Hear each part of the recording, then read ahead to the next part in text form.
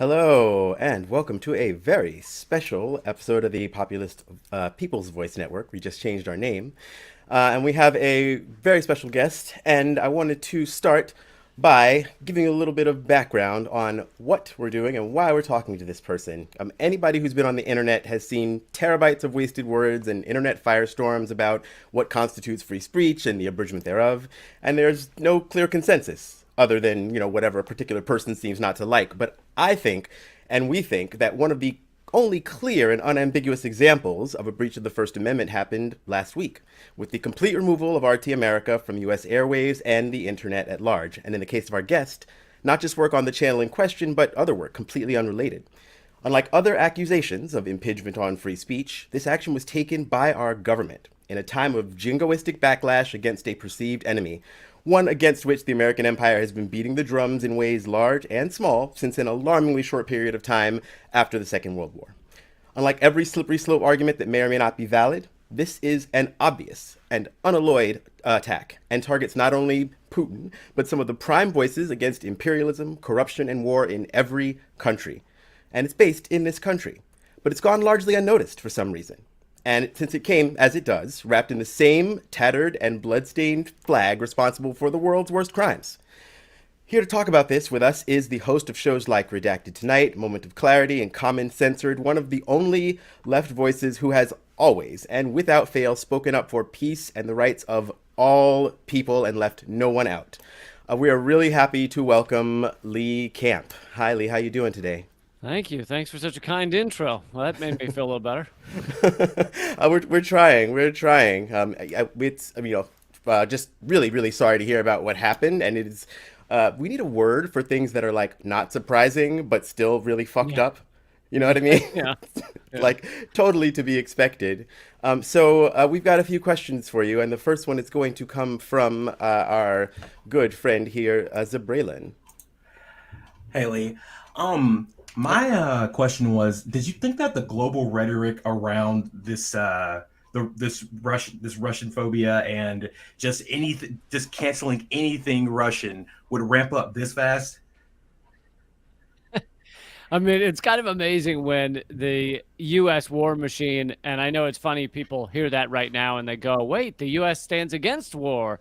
But in fact, and I can go more into this in a minute if you really want to, but Please. they want to see this war continue. They want to see Russia bogged down in Ukraine, killing civilians for years if they could have it. But anyway, it's amazing to see when the U.S. war machine ramps up at full blast what can be achieved in just a small amount of time. I mean, the immense hatred of anything or anyone Russian, even if they have nothing to do with Russia, even if they've lived in the United States for years, even if it's just what was it? The something cat society said Russian breeds wouldn't be listed in their books anymore. Oh I wow. mean, it's just amazing. I mean, I'm the only one I've heard use this term, so maybe I coined it. But to me, it's toxic nationalism. It's nationalism used to create a hatred of other peoples, no matter what they stand for, no matter who they are, no matter whether they were one of the people holding the guns in the battle or they were completely against the battle. I mean, we hate, apparently, most Americans claim to hate all Russians now, even though there's thousands of people protesting against war in Russia. Do you hate those people as well? It's toxic nationalism is just, it's a unintelligent, simple way to look at the world. And yet it's useful. It's why the media, our jingoistic media, is putting this forward right now. It's useful in so many ways to the U.S. empire. Yeah. I mean, it's, as much as any nationalism can be said not to be toxic is a good question, but toxic nationalism is a good way to put it. Yeah. Z, you want to continue off that thread? Yeah. Can you go over a little bit what it was like that how RT went over that they were going to be shutting down the American front? Sure, and just to give a little background for people that don't know me or don't know RT America, I'm an American in America, writing about American news, writing and performing about American news. Longtime comedian, anti-war, anti-imperialist. Been standing for the same stuff since before I had my show, which it lasted 8 years, 375 episodes, and RT America did not have a clear, like, political viewpoint. They had they had some left wingers like Chris Hedges, myself, Jesse Ventura, and they had some right wingers that I disagreed with almost everything they said on the air. The only thing that maybe united these shows on RT America was that pretty much all of us were outside of the Overton window, outside of the acceptable corporate talking points that can be spouted on your mainstream media. And that's why most of us were there. So I just wanted to give that background. So yeah, we were this past week. Everything seemed to be running fine at RT America on Tuesday. I was creating my show for that week. There was no sign that any trouble had arisen. And then beginning of Wednesday, there's some frantic meeting among managers, and they say there's going to be no filming that day of anything. But they're going to meet with us the following day, Thursday. And then we come in Thursday and we're told it's all over. Everything's over. Pack up your stuff and head out. There is not a single whisper of they could be back. Not a whisper of once we find the money, we'll bring some people back. None of that, which makes me think, again, this is speculation. People have said, what proof do you have of that? I don't have proof. This is speculation that it must have been U.S. sanction related, because there's no sign that RT America, which is under a American corporation, didn't have money to operate for at least months, if not a year, without incoming money from Russia. There's no sign that there was a lack of staff to put on shows. Even if they did lack staff, you would assume they'd cut back to maybe just a few shows. None of that. It was just instantaneous cessation of all programming. Wow. I mean, it just seems so obvious and clear, right? That yes, it's speculation. We have to say it's speculation, not to be accused of putting out false information. But I mean, how much clearer could it be? And I just wanted to tie what you just said into the stuff that wasn't on RT America, that like the shows on Spotify. Oh yeah, so it's kind of a multi-platform, cross-platform censorship, which should terrify everybody. It doesn't matter whether you liked my show or not.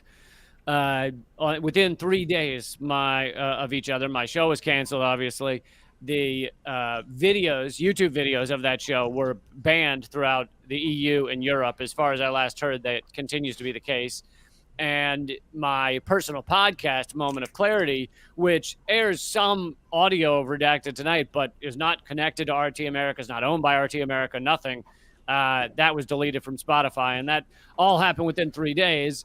Of course, this is on top of other censorship I've faced. My Facebook, which is a pretty massive page, has been shadow banned since 2016. Hardly anyone sees the posts. And so, this should upset people if they want to have legitimate discourse among the American populace, which is supposedly what a democracy is supposed to be. You have informed voters, Exactly. but we can't have informed voters if you're not allowed to be anti-war, you're not allowed to be anti-imperialism on our airwaves, not even just on our airwaves, but on our internet. It's insane that these talking points can be shut down so easily. And, this is not, it'd be one thing if they were like, well, this person was espousing violence, telling them to go, kill people or something. But this is the exact opposite. This is I've been an staunch anti-war, anti-imperialist, anti-capitalism voice for years. Now, of course, those ideas, when you really get down to it, that's an anathema to the corporate state. I'm viewed as like a leper to the corporate state, because I don't put profit before human lives, and that's the real reason I'm censored. Yeah, I mean, it's pretty terrifying. I mean, I'm absolutely terrified by this. And like I said in the beginning, like, this is so clear that this is the censorship that everyone has been arguing about. And the fact that it came for you and, like you said, other people who are outside the Overton window. I remember even like Tom Hartman had his show on RT and left a few years back. And this is the government doing it. And it's not, and it wasn't even like under cover of darkness or anything, just out in the open. And why do you actually, before I do that, Ludin has a question for you. Yeah, so back to the topic of like having different voices on the left and right. How do you think would be the best way to form a working class coalition to combat this kind of censorship? Yeah, I mean, I don't claim to be an organizer. I often talk about how amazing organizers are and how important that job is.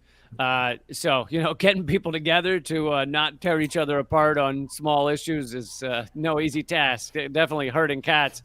But in terms of fighting this type of censorship, I think we have to build up the alternate platforms that are largely uncensorable. That doesn't mean allowing things we can all agree are horrible, like child porn or something, but largely, as long as it's not promoting violence, etc., is free speech and can't be censored.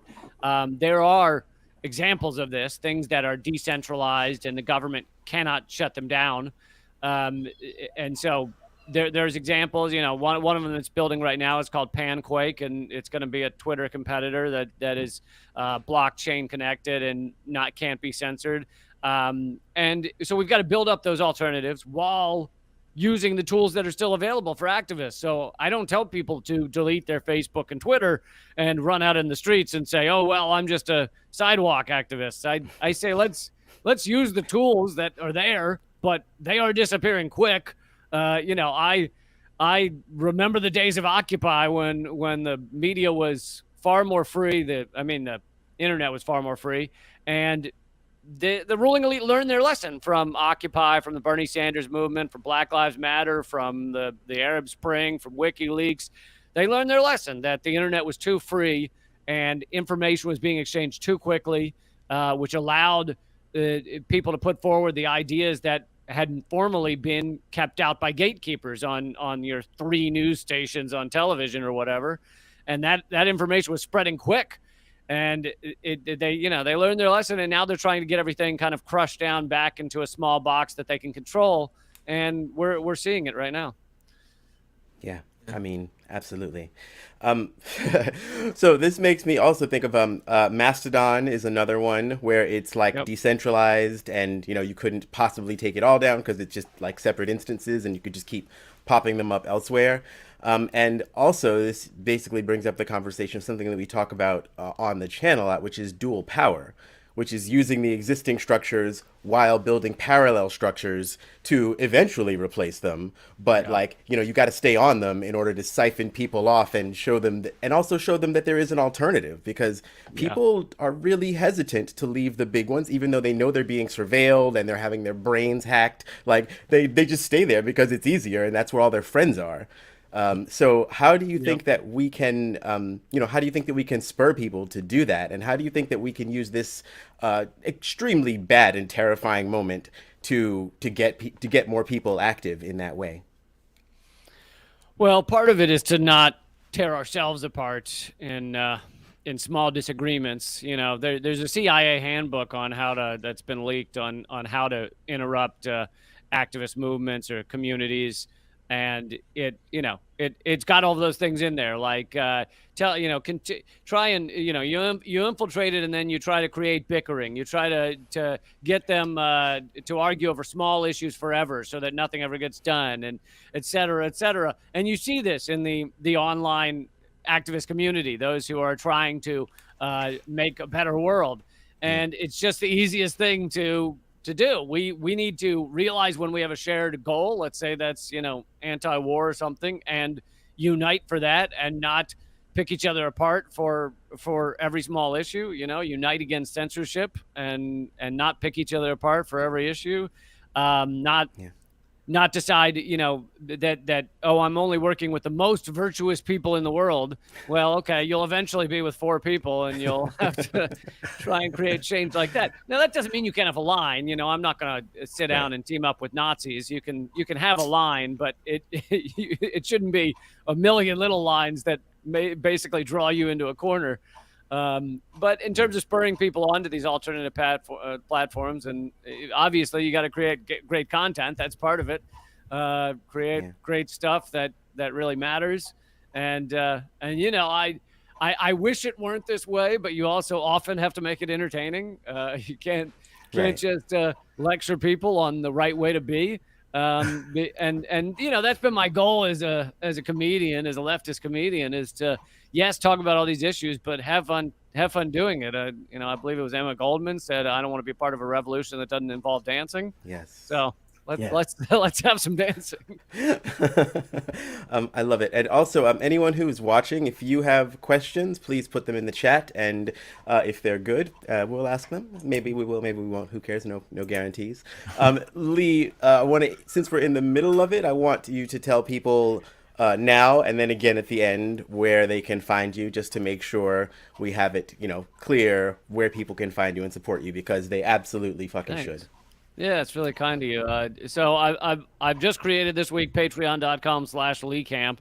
I had loved being, funded by something that I didn't have to put things behind a paywall or anything. That was a great time, and for many years I would take all of the super chat donations and donate them back into people that needed help, and we made it very clear that's what we were doing.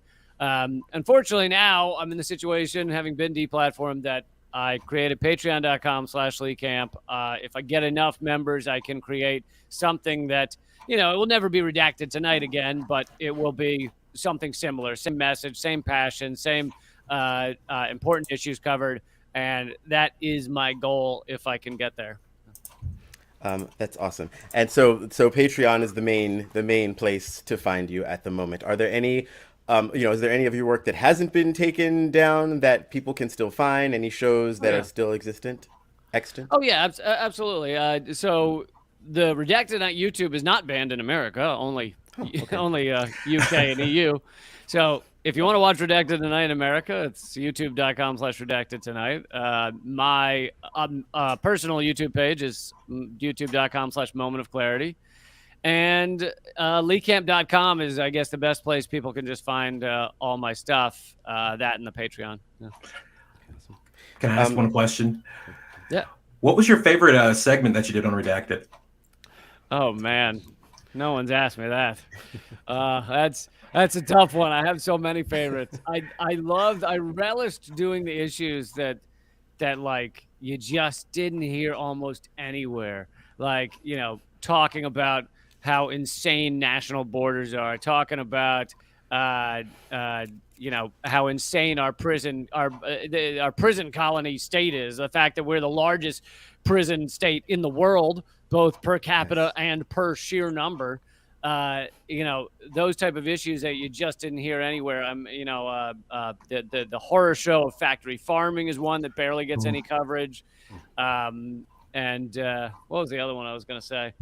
I don't know. I love the numbers when I come across the numbers that just blow your mind. For example, the $21 trillion of unaccountable adjustments or unaccounted for adjustments at the Pentagon over the past 20 years. $21 trillion is an unimaginable amount of money. It's like if you make $40,000 a year, you'd have to work for something like 500 million years to make, I think, $1 trillion. And it's just insane amounts. Another one is the fact that they added them up recently, did some analysis. The estimates are that over the past 20 years with our war on terror, we've killed 6 million people. 1 million direct deaths and 5 million indirect, meaning the society gets destroyed. People can't get clean water, get food, get medicine. And when you add it all up, you get 6 million dead. And, suddenly Americans care about Ukrainian civilians, which they should, but they should also care about the civilians we're currently killing in Afghanistan, in Yemen, in Syria, in Venezuela with economic war. It's just, why are we not caring about all these people equally? I mean, I've got a few ideas, but we'll leave that for in our own borders and outside and inside our own borders. So yeah, it's definitely true. It's true. Our imperialism turns inward and out. Here's another number for you. I was proud to bring onto Redacted tonight. So there's 15 in the middle of this pandemic. There's 15 million people facing eviction, behind on rent. There's 500,000 that are homeless or more. But how many empty living spaces are there in America being completely unused? 17 million. So literally we could give everyone a house or an apartment and it would not intrude on anyone else's space. But instead, obviously that's not how capitalism works. Right. So let's see. Do you want to take a question from the audience? Sure. All right. You can read it, Luden. All right. Wondering if Lee thinks there will be issues for people looking for work that were formerly with RT. Does he think that they'll be affected with stigma for that connection to RT? I definitely think that's true if they were behind the scenes, maybe not too much, maybe a little bit. I definitely think it's true if they were looking to, they're like a news anchor that didn't really care what network they were at and they were looking to go on to CNN or Fox News or whatever. I think those networks are going to go, oh, you were at RT? No, your brand is tarnished by the scarlet letter we've tattooed on your forehead. I think that is true. Luckily for me, I know that what I do would never be allowed at any of those channels. It would never be allowed on any really of your corporate American airwaves. So while it will keep me from doing that, I would never want to do that. So I'm not too worried about it. Others like Chris Hedges, who was a 10-year war correspondent for the New York Times, Pulitzer Prize winner, but he was at RT America because when he came out against the Iraq War, he was pushed out at the New York Times, and he was really, a leper as the corporate and legacy media would view him. So, he was at RT America because no other outlets are going to have such a thing on their airwaves. And so, those of us who were there for that reason know that, yes, there's a tarnish on us, but we never expected to be at those outlets anyway. That's real. What would you say to, the average centrist in order to get them to recognize that this is a giant problem, right? Like you were outside of the media duopoly, so that's probably why it's escaping the attention of a lot of the like CNN or Fox, conversely, audiences, right? What do you think we should say to those people in order to get them to, I don't know, care, do something, or do you think it's not possible? I mean, sometimes it has to be done slowly. I'd love for it to happen in one sentence, but it's sometimes the type of thing where a person has to slowly be introduced to ideas that are outside the mainstream and see how important they are and things like that. But I'd say, the quickest way is probably to talk to them about the fact that this does not stop with RT America. RT America is one of many people and outlets that have been crushed over the past several years. People have been deleted. There was one day, I remember talking about this story that got very little coverage. There was one day like 3 years ago where Facebook purged or deleted 800 pages in one day. And those pages included things like Free Thought Project, Police the Police, an anti-police brutality site, antiwar.com, anti-media. All of these sites get purged on one day, and Twitter simultaneously suspends all of their editors, meaning there is some sort of discussion between these so-called competitors, Facebook and Twitter, about crushing these pages. And, that type of censorship is truly troubling because that's not just some algorithm that accidentally hit all these pages at once. That is a clear discussion between the tops of Twitter and Facebook. Wow. This kind of coordinate, it has to be coordinated. And you sound like a conspiracy theorist when you say it to people, but it's like, people are clearly conspiring. Like, right. It's only a theory because we can't prove it, and we can't prove it because they have control over everything. So it's kind of like tinfoil hat on and. Yeah. I mean, I'm just keeping my tinfoil hat on from now on. It doesn't make any sense not to. So we're going to, we've got just a few minutes left. I want to ask you a non-political question. Okay. What is your favorite way to pass time these days? What, like music? Is it games? Is it, what does Lee do in his spare time? Just hours of pickleball. No, I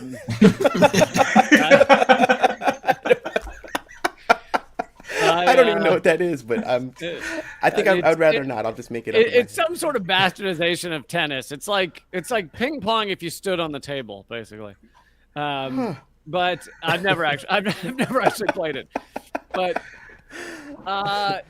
no, I mean I'm in a lucky place that my passion is my work, and yes, I do need to tune out sometimes, but when I was really able to create my show, I was able to create comedy, and the creating of comedy felt like both my job and my fun. And so I thoroughly enjoyed it. But, outside of that, it is it's hanging out with people and, definitely drinking. I'm a big fan of alcohol. I don't know if you've heard of it. It's catching on with a lot of people.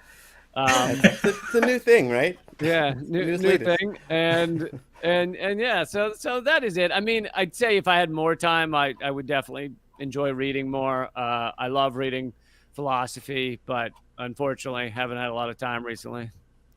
We've got a Well, one more question. I got another question. Can you speak on how to keep positive during this time we're in with this level of censorship and the world kind of burning?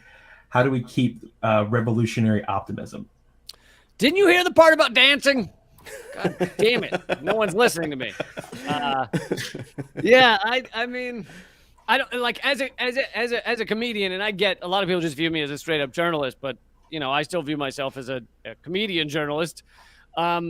I really think that like there has to be laughter, there has to be fun, and sometimes I find myself losing it, and I have to remind myself like, oh yeah, this should be a good time as you're fighting for these things. I've known so many, I've been an activist for coming up on 20 years, and I've known so many activists that were just amazing, just firebrands, and you're like, this person's incredible, and then 2 years go by and you never hear from them again, and the burnout is so extreme if you are just 24/7 living and bleeding every person that is crushed under this imperialist capitalist government. Like if you're never taking a break and feeling every single one, then I don't know anyone who gets through that and doesn't either burn out and go live in a field somewhere or worse, or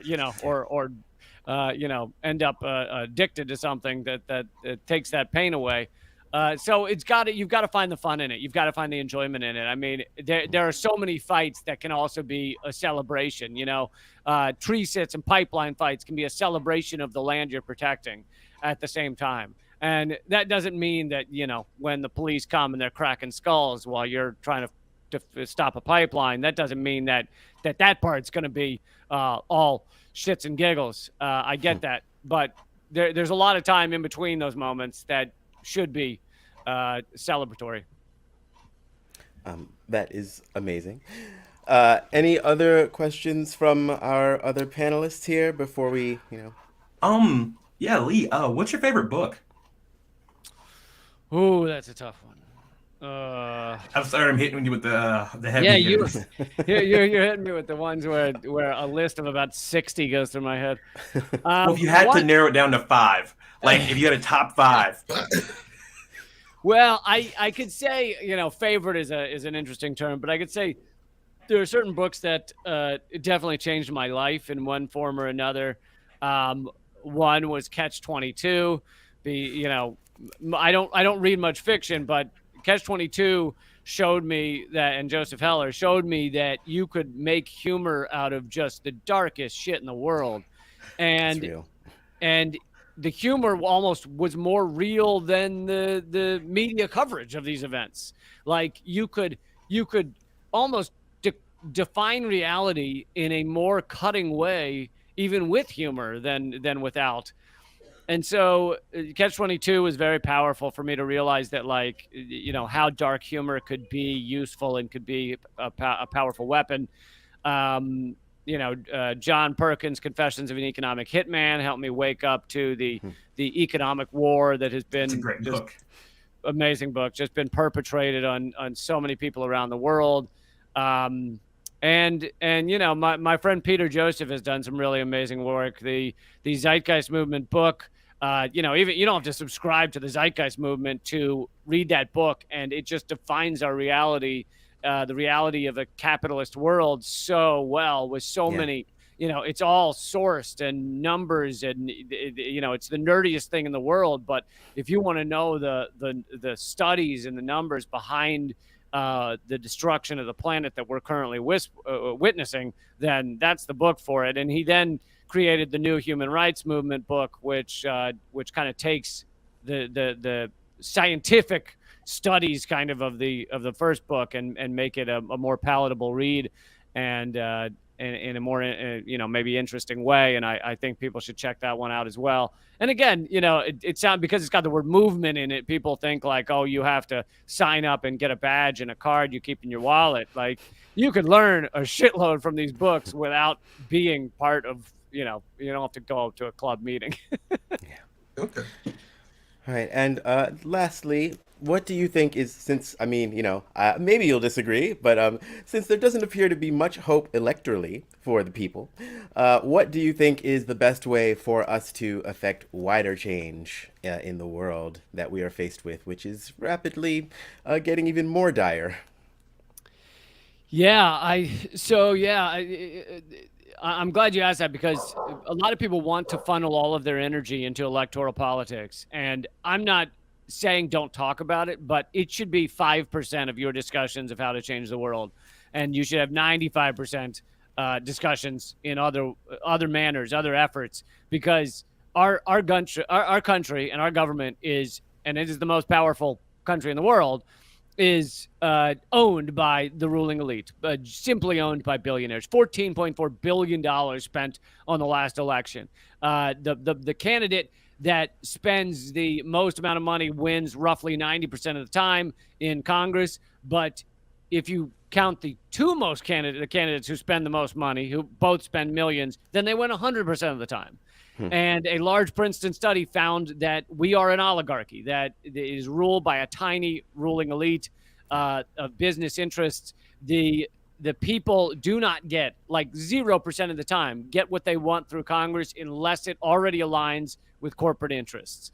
So you understand all that, and then you have to think exactly what your question is. Well, okay, we're beyond electoral. And again, I don't say don't vote. I actually say everybody should vote, because locally and statewide you can have more impact than federally. But so beyond that, it does come down to these movements, and I think the movements need to unite. And again, I don't claim to be an organizer, and great organizers are amazing human beings, but I think they need to unite to make a difference. I think that you should realize that, if you're an environmentalist, you should be at the factory farm protests. And if you're a factory farm protester, you should be at the the environmental or the pipeline protests. These things are all interconnected. They're all linked. If you're a prison abolitionist, or even just better rights for inmates protester, you should be at the anti-racism protest, because these things are all linked. They're all interconnected. Intersect. Yeah, and so I think it comes down to communities and activists uniting to fight for change. Now, that being said, I don't minimize the effect of putting out important thoughts and ideas out there. Like thought viruses can be very powerful, and I think we need to keep doing it, and we need to obviously fight censorship in order to achieve that. But getting the ideas out there, and new ideas that are not just allowed in the corporate talking points. But it's so tempting to go towards what gets the most clicks, towards who's gonna what story is gonna do the best online. And of course, that's often going to be what I normally call the soap opera of politics. It's going to be AOC said this and Ted Cruz said that, and 99% of that doesn't matter at all. Yeah, seriously. And so it seems like you're doing something important, talking about the ruling elite and what they're up to, but unless you're linking it to the deeper battles, the deeper core issues, then you have fallen for kind of the smoke and mirrors of it all. Yeah. How do you feel about a general strike as a sort of a big way to get a lot of different things done? I think a general strike could be incredibly powerful. I do think it would have to involve, very large unions and things signing on. So to just announce, hey guys, I think we should have a general strike April 15th or whatever. Like, I don't know that does much, but the discussion of how important strikes are and how much change they can create, I think, is a very good one. Okay, now just tell us where we can find you, and we're going to let you go. And I just want to say personally, thank you for everything you have done. You helped me personally break like my, kind of centrism, like know-nothingism, and be like, oh yeah, wait, you can go a little bit further and actually learn more. So really appreciate that. Oh, that means so much. Yeah, I'm just patreon.com/LeeCamp. Like I mentioned, if I can grab enough members or find enough members, then I will create something that has some sort of feel like Redacted Tonight and keep getting the issues out there. I think the lowest level is about $1 a week, roughly. And so, yeah, if people want to go over there and check that out and see if it's something you might be able to do. And beyond that, I created a media site called radindiemedia.com that is not a moneymaker. It's not, there's no sponsors, there's no ads. It's just putting a bunch of great left voices all every day on the front page, and It's a great site. Link straight to their stuff, so you can learn about the issues every single day, and it doesn't go to corporate garbage media. And that's radindiemedia.com. But yeah, patreon.com/LeeCamp is the main one. All right. Thank you so much. And Thanks, Lee, and we'd love to have you back. Absolutely. Thank you. Thanks everyone for watching, and we will see you again soon.